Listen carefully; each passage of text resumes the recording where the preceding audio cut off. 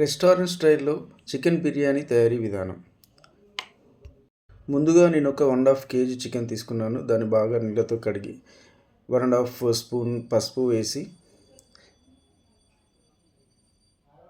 తర్వాత దానికి ఒక 3 స్పూన్ అల్లం వెల్లుల్లి పేస్ట్ ఇంటి దగ్గర ప్రిపేర్ చేసినది యాడ్ చేశానండి. నెక్స్ట్ ఒక 2 స్పూన్ల సాల్ట్,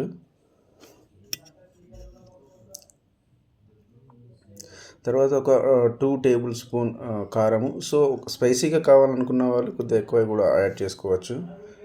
సో ఇంటి దగ్గర తయారు చేసిన గరం మసాలా అండి 1 టేబుల్ స్పూన్. సో ధనియాల పౌడర్ 1 టేబుల్ స్పూన్ అండి. సో జీరా పౌడర్ కూడా యాడ్ చేశాను. ఇవన్నీ వేసిన తర్వాత బాగా మిక్స్ చేసుకోవాలండి. ఇలాగా ప్రతి ముక్కకు పట్టే విధంగా నీట్గా అలా మిక్స్ చేసుకోవాలి. సో ఈ విధంగా మీకు వస్తుందండి. తర్వాత దీనికి ఒక 300 గ్రామ్స్ నేనైతే పెరుగు యాడ్ చేశానండి. సో తర్వాత దీన్ని ఇలా బాగా మిక్స్ చేసుకొని ఒక 1/2 అవర్ మ్యారినేట్ చేసుకుంటే మనకు ఇలా అవుతుందండి.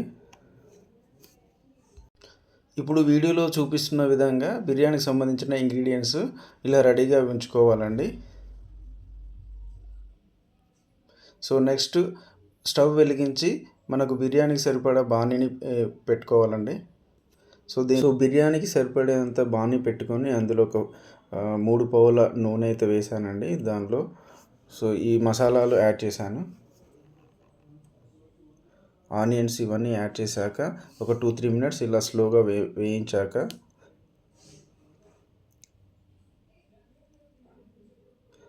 దీనిలో ఒక 1/2 టేబుల్ స్పూన్ పసుపు అయితే యాడ్ చేశానండి. సో అలా నెమ్మదిగా వేయించాక దానిలో మనం మ్యారినేట్ చేసినటువంటి చికెన్ని యాడ్ చేయాలండి.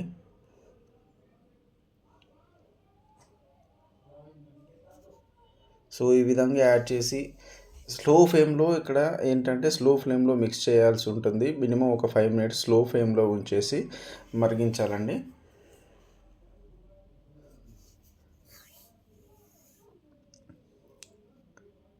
సో ఇప్పుడైతే వర్షం పడుతుందండి బయట సైడ్. సో ఇంత ప్యారలల్ మనం ఏంటంటే ఇంకొక స్టవ్ మీద వేరే బాణీ ఉంచేసి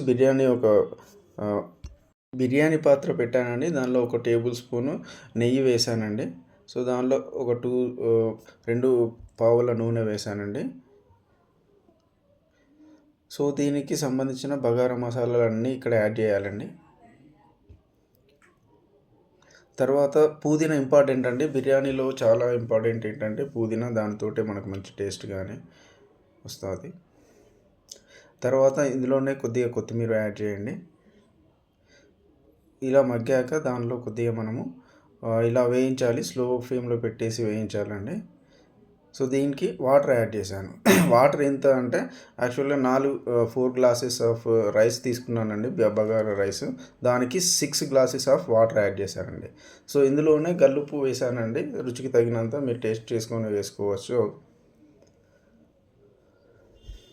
సో పక్కనే మనకు చికెన్ అలా ఫ్రై అవుతూ ఉంది.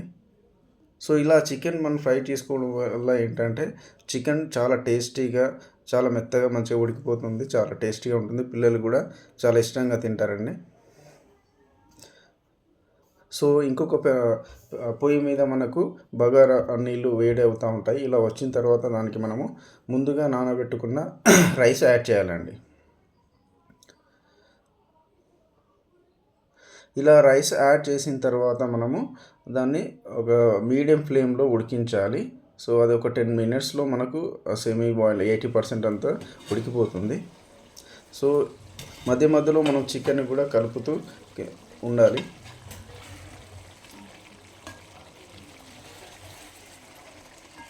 చూడండి ఇలా చికెన్ ఎంత గ్రేవీగా ఎలా ఉందో, స్పైసీగా నాకైతే చాలా స్మెల్ వస్తుందండి, బాగా స్మెల్ వస్తుంది.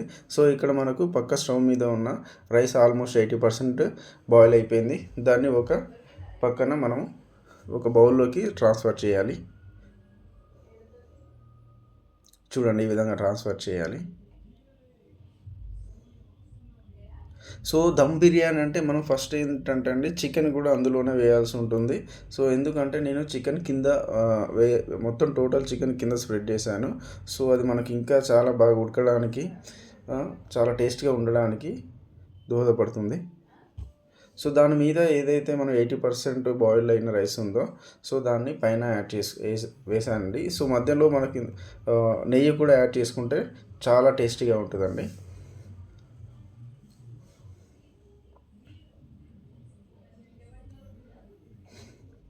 సో దానిలో వచ్చిన గ్రేవీని మనము మిడిల్ లేయర్ కింద వేస్తే ఏమవుతుందంటే అది రైస్కి పట్టేసి బిర్యానీ చాలా టేస్టీగా వస్తుంది మనకి. సో అంతా పైన అయిపోయాక పైన కొత్తిమీర యాడ్ చేశానండి నేను. సో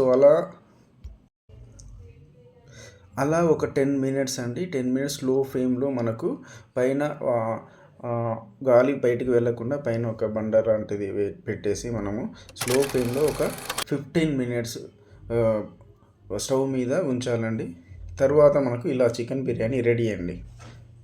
సో తర్వాత దాన్ని మనకు నచ్చిన విధంగా మెల్లగా కలుపుకోవచ్చు. ఈ విధంగా ఉంటుంది. అచ్చం రెస్టారెంట్ మోడల్లో చాలా టేస్టీగా ఉంటుంది.